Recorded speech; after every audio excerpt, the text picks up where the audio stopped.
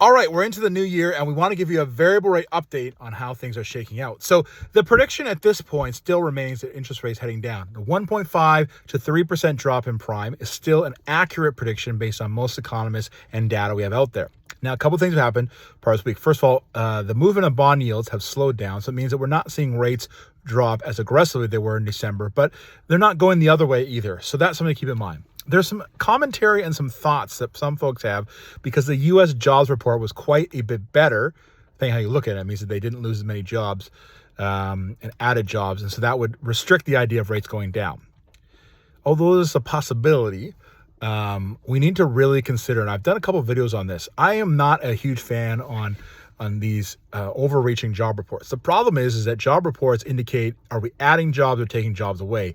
What it's not considering, and I think this is a very, very important thing, is are the jobs being added a result of a few things?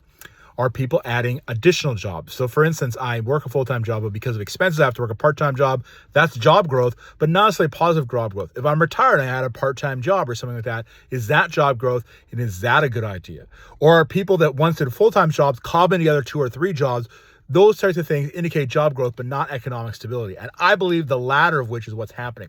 So let's, at this point, definitely no rate increases on the horizon. Rate decreases still predicted. Now, what could change that? Probably, I think that if the rhetoric says the market is heated and hot, I think that could change the idea of rates dropping.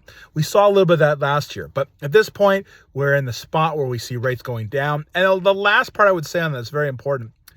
There's too many people talking about the market going up because of supply and demand. Too many people chasing houses. This is a true fact. I have said this and commented on this a number of times as well.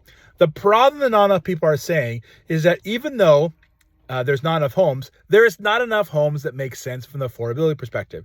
If Vancouver homes, if the average price is 1.5, that is out of the reach of the majority of income earners. And if prices go to $2 million, that's not going to change the fact that that people are going to buy at that range. They're not going to be more people that have $1 million put down. Like there has to be,